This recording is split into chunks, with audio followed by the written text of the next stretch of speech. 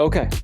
Yeah, Hi, there's a little delay. Hi, Cam. Callum. Sorry, kept wanting to call you Cam. I have a cousin named Cam. It's nice to meet you. it's nice to meet you too. Um, this is my first Zoom recorded interview thing that I'm doing. Okay. Oh well, good. I'm flattered to be your first. All right. So, Callum, are you in school at all or anything? I'm out of college now. Oh, congrats. Yeah, community college. Oh, I For went to a community college too. Nice, cool. I live in Virginia. Oh, okay. I'm from Illinois. Yeah. Nice. So yeah, you got your associates. Mm-hmm. Um, well, I don't know if I ever gotten a degree per se, but I learned what I needed to learn. I do a web design business, Blue Ridge Media. Oh, that's great. Okay. Well, web design. I mean, there's always going to be a demand for that. My younger brother, his major for Penn State is multimedia design. It kind of falls under that umbrella, that sort of thing. Yeah, And that's cool. And yeah. then my favorite class was graphic design, which was just so enjoyable because, Oh yeah, I took some of you know, those. yeah, I'm an artist and a writer. I actually do Well, a that's web great. comic. Oh, you do? I didn't know that. Well, what's your webcomic called? It's Siblings of Steel. Siblings of Steel. I'll have to remember that. You should send me a link after we're done. I will. It's like a sci-fi mystery web comic. Oh, that's cool. Okay. So Yeah. is it I assume it's not is it like a little more of like a grown-up comic or is it more like all ages like how Emmy is? It's all ages like Emmy is. Oh, okay. I wanted to do something that wasn't afraid to be, intense or a little dark, but Yeah. nothing that would be like, mentally scarring or anything. Right, right. Nothing like R-rated or anything like No. that. More like Clone Wars. Yeah, yeah, something a little more commercial, but like it's got some action and high stakes, but like a kid could watch it and or Yeah. read it. Yeah. Yeah.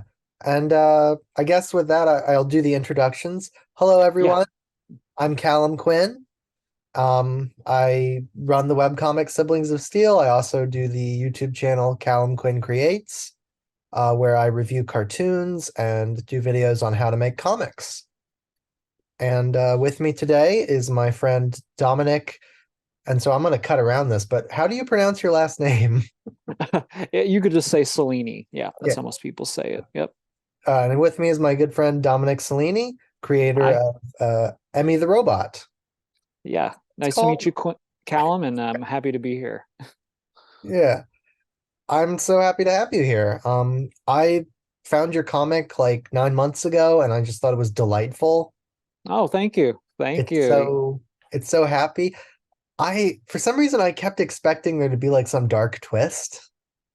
I kept reading it and I was like, is there gonna be like a twist here? And I mean, not to spoil it, but I mean there kind of was, but Yes.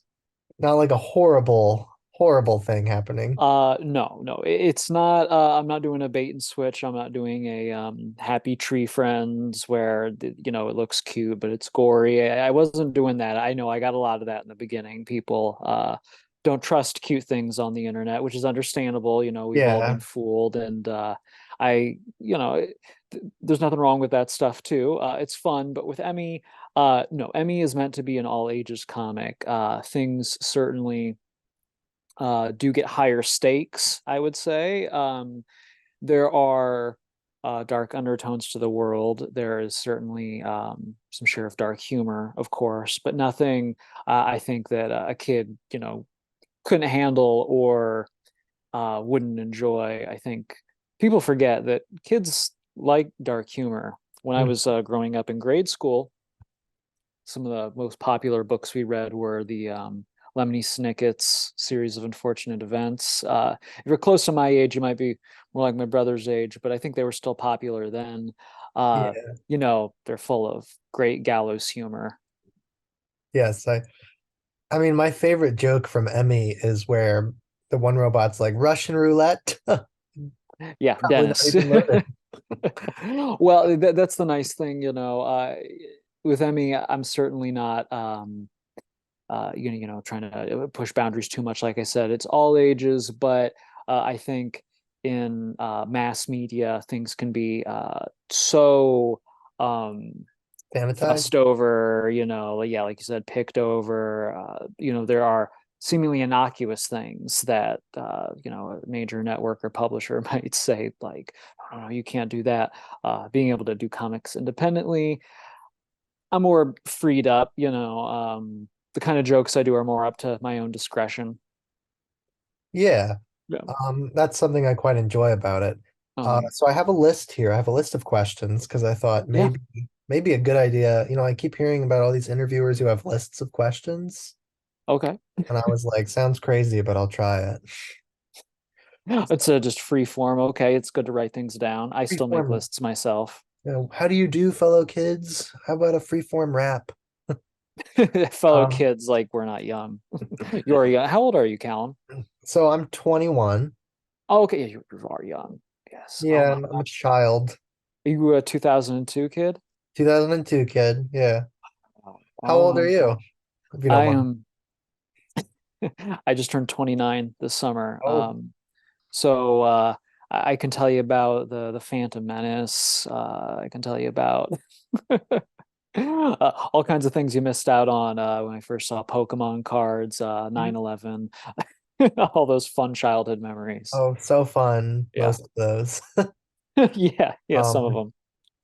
yeah, that's really cool. I don't know. I don't know. I like that. That's nice. That's cool. It's nice to know when you're interviewing someone a little older because you think, oh, good. Yeah, I told a friend of I can mine learn the a other few day, I things. was like, you don't know this, but I am old because like the gap for trendy young people just gets smaller and smaller. Pretty soon we're Well, just gonna have like 4-year-olds writing Twitter or whatever. well, I promise you, I've been unhip since I was younger than you. So, Okay, that's good. I feel like I'm in good company now. so anyway, I'll let you get to your questions. Yeah, so my first question is, how did you come up with the idea for Emmy, and what were some of your inspirations? Well, Emmy, came to me because I'm a sentimental person. I remember I was cleaning out my closet at the time, and I'm just so bad at throwing things out. I hang on to things that I know I'll probably never use, but I always think, well, I could use this someday. And if I hold on to something long enough, somehow it has a sentimental value, even though it's something innocuous. And at the time, I had been thinking a lot about a sort of, how do I put this?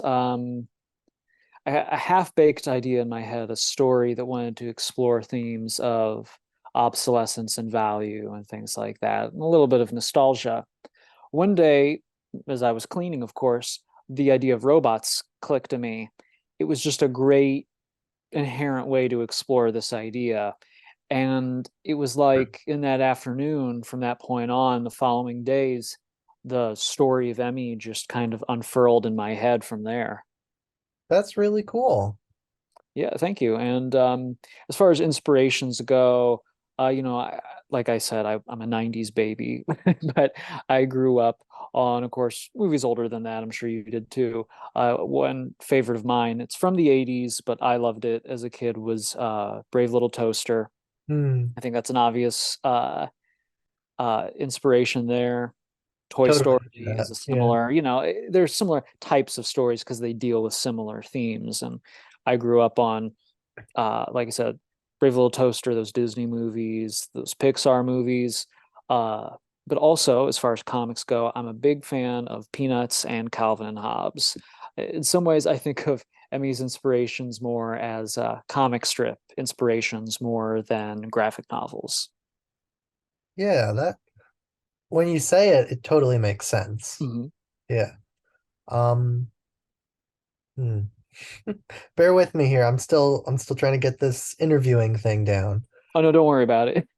I'm patient. So anyway, yeah. So that's really interesting. My next question is, how did you start making comics? So you had this idea, Mhm. and you loved comics and you loved Brave Little Toaster and animation and stuff. Sure. Yeah. So at what point were you like, I want to do comic books? Well, comics, so in school at SCAD, that's Savannah College of Art and Design, my major was sequential art, which is just a fancy name for comics. Mhm. And in that major, it covers more than just comics. You're doing storybook illustration, you're doing editorial illustration, and also character design. Now, at the time, I was kind of just set on thinking I'm going to be a character designer for animation, but oh, and storyboards. It covers that as well. Um, I remember we had to do a lot of comics as homework. We had to tell a lot of short stories and whatnot.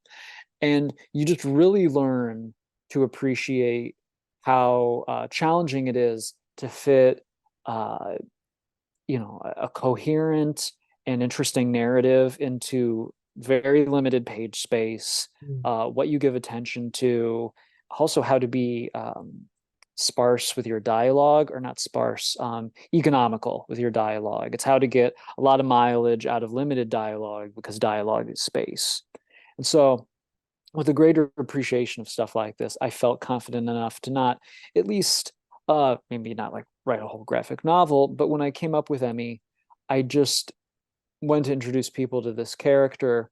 So I thought, well, I could make a few comic strips, simple in the style of newspaper comic strips, 3 to 4 panels.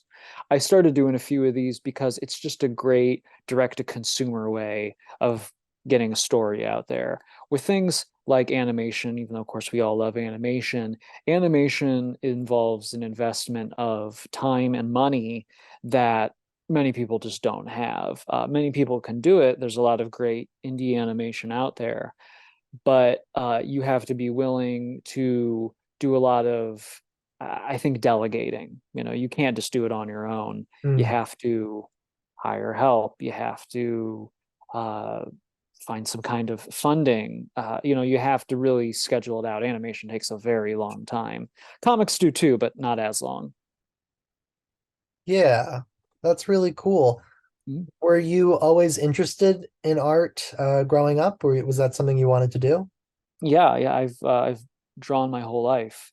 Uh, for as long as I can remember, pretty much as old as I could hold crayons. Yes, yeah, I've drawn my whole life. So I Uh, always kind of knew deep down that I would do something related to art. Comics, I wasn't exactly sure. I enjoyed them as a kid. It's not one of those things you really think about as a job when you're a kid, because you just don't know many people who do it. But that's the path it led me to. that's really cool, man. I'm glad you're getting to live your dream. I'm lucky. I'm lucky. So that kind of leads me to my next question. You talked about how you initially made just a few newspaper style strips, Mhm. but it seems like it's kind of ballooned from there, right? And Yeah. you said you implied you had a plan, obviously, right, for how the Mhm. story goes. Right. So can you tell us, if it's not a spoiler, how long Emmy's going to be? Well, that's tough to gauge a little bit, because I would say maybe at present we're probably a third of the way through Emmy's story, so we certainly got a ways to go.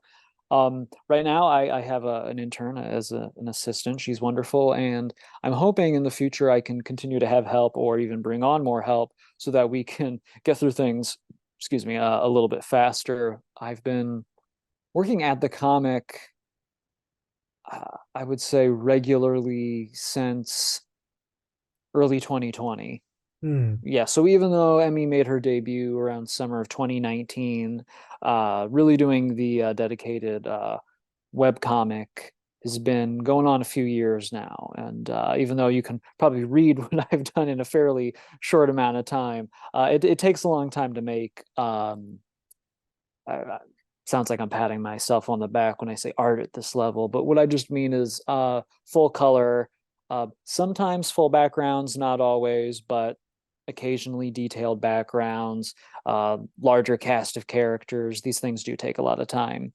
So I'm anticipating at least that Emmy will go on for at least a few more years. Yeah, that's I still don't know how to react to that because that's cool, right? But I know people are impatient, but they have to bear yeah, with me. I mean, I I'm just mean, one guy. no, I'm not I don't mean impatient. I just mean like, I guess like as the interviewer, right? You kind of want to Mhm. like have a natural lead into your next question, and I'm totally blanking. It's just like I can. Well, because when you realize, and I'm sure, of course, you've learned this. I'm not sure how long have you been doing your comic? So I've been doing it since 2020 as well. Oh, well, okay. So now that you've been doing it for a while, I don't know how regularly you update, but you probably get a sense of how long it takes to do certain Yeah. comics. Obviously, it can depend if I'm just doing a black and white comic, if it's four panels of two characters talking, oh, that's a day's work, if Hmm. even that, if even that. Then there are comics where I have to do a little research. I have to pull out my copious photo references. I got to design something new. I Hmm. have to figure out difficult shots. I have to handle multiple characters in a single comic. Those can end up taking a week. Who knows? Yeah. Yeah. Can you describe your process for like, I guess taking an update, right? Just one update, Mhm. from idea for the update to finished thing. How do you do that? What's your process? Well, I have things. First of all, I have the story written as a outline and treatment, many versions of it. So, in some cases, in most cases, the scripts for each comic are written ahead of time. Hmm. The way I write my scripts is that they're broken down just by panel, a description of what's in the panel, then the dialogue. Very unglamorous. It's just a Word document. And I just get into Photoshop. I make my little grids. I set up my page. I do my roughs. Those are just my loose little sketches, or sometimes we call them thumbnails in school. Those are maybe like a small drawing of what your comic panel will look like, the poses, just to kind of get the composition of a panel. So you just want to know, okay, my dialogue will go here, so it'll take up this much space in the panel. The character will be here. Well, what does the reader need to see? Hmm. Once my roughs are all laid out, I refine them a little bit. This is the longest process. Then they're inked. I ink before I color. My assistant helps me with that now. It saves me a lot of time because I'm very meticulous with my inks. And oh, and I should say this is digital. I do everything digital now. So it's in Photoshop. I start with a large document and let's see, get my roughs, get my digital inks. I lay in my flats, background color. Then sometimes I do dialogue first. I just copy and paste it. Pro tip, do you make your comics in Photoshop or do you use a different program? So I use Procreate. Well, I probably should be better at Procreate. I never got used to drawing on the iPad. Hmm. I should give it another chance or see if there's a way that I can, if it's available in Mac in any kind of way, because I use a Cintiq and I've gotten really used to that. Cintiqs are expensive. I've had it a long time, but it's lasted me a long time. I like the surface. The iPad is so smooth and glassy to me that it's never felt right. But Procreate is an incredible app. People make beautiful art with it. But in Photoshop, if you are someone who makes your comics in Photoshop, it does not run any kind of spell check for your dialogue. So do not type your dialogue into Photoshop, copy and paste it, and make sure everything's spelled right, because anytime you do type something in on Photoshop, there's inevitably typos and Yeah. whatnot. And with webcomics, as we know, I do treat it as professionally as I can, but it is somewhat of an unprofessional, enterprise in terms of, there's no editor, Hmm. things like Hmm. that. Ultimately, it is just you directly to reader consumer. Have you tried Grammarly? That's a really helpful. I get a Grammarly ad just about on every YouTube video, and Yeah, I've never even considered it for comics. I they're generally have very good. obnoxious. Well, I'm sure it's a great service. Generally, I was good at writing papers in school. I've been a pretty good speller and grammar, but everyone runs into typos, especially when you're doing every other job. Well, I mean, like I Yeah. write my stuff, in a separate document as well, not just in the comic file. And so I run it You through run it through that. Grammarly? I run it through the Grammarly and it spell checks and That's makes sure. awesome. Yeah, it's That's really awesome. helpful. And it'll also help with like tone. So if you Okay. want it to sound like action packed, and maybe you wrote it very like robotic, Sure, so it can instead of like, adjust that. like hand me that stick, you're like, hand me that stick. This isn't Yeah. sponsored, by the way. I No, no, wish just an they would organic sponsor shout me. out. I would take that in a heartbeat, but You might get them someday. yeah, I might. But that does lead me to my next question. Mhm. So you're telling Emmy's story. Do you have any ideas for stories you want to tell in the future? Is there like a thing after Emmy, a project you really want to work on? Yeah, yeah. You can keep it close to your chest if you want. I may have to, because some of these things they change so much by the time you Hmm. really start putting them to paper. Even though I have written down some things, even in that time, I had this big idea before Emmy, this really ambitious, passionate story I wanted to do, but I just wasn't sure what to do with it. And I'm sure a lot of young upcoming artists run into this where they have this story idea in their head they really care about. It's really personal, and it feels like the big one. And maybe that doesn't usually end up being the best project to start with. It doesn't mean you can't. I mean, some people do start with their passion project and it works out great. But as we learn things, it can be difficult with something you're so precious with.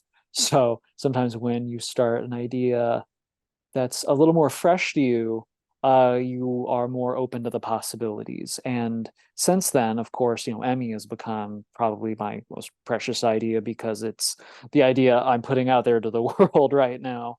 But since then, of course, those old ideas I've had uh, have been something I occasionally revisit, and it's interesting just to see how much I've changed and what I think is interesting about it now.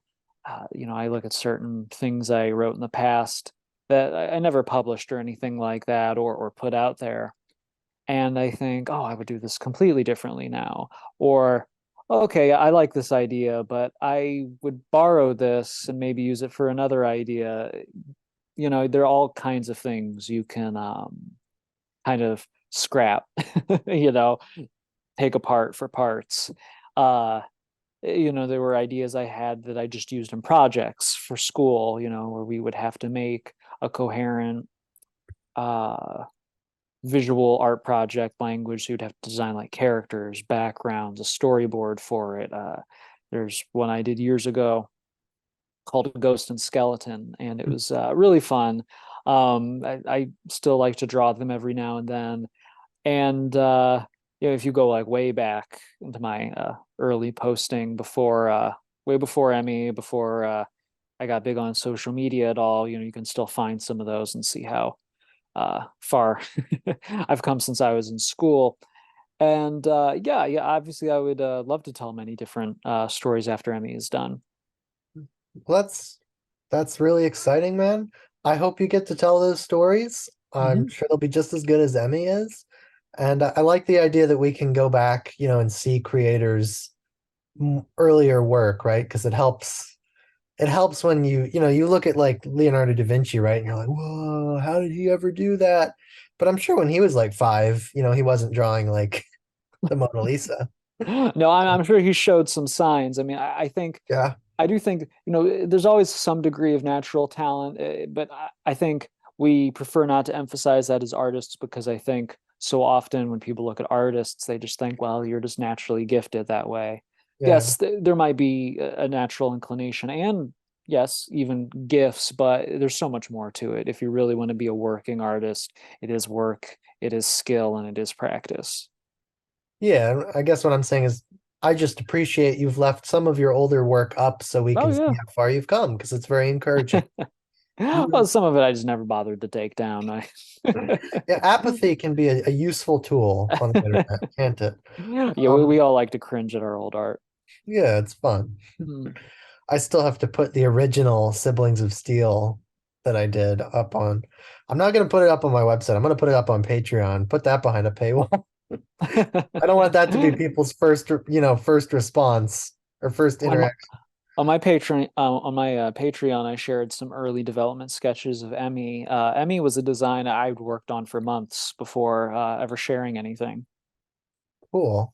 I'll have to go check that out. And everybody watching, you should totally check out Dominic's Patreon because it's very good. It's very Yes, enjoyable. please do. Bonus comics every month, and now they will be getting early comics once again. So yeah. Cool. I'm looking forward to that. Mm. Let's see. Any stories after Emmy? Okay. How has the extremely positive reception of Emmy affected you? I want more. No. It's Crave never that enough. validation. No, it's well, it took me by surprise initially. Not that obviously I was never someone who got like negative comments on his art or anything like that. But I was a bit floored by the overwhelming response people had to Emmy right away. And it was very encouraging. I admit it was a bit of the wind in my sails going forward, helping me stay motivated to just kind of turn it into a comic. I realized like there was hunger for this right now, and I said, okay, well, let's just go for it and put it out there.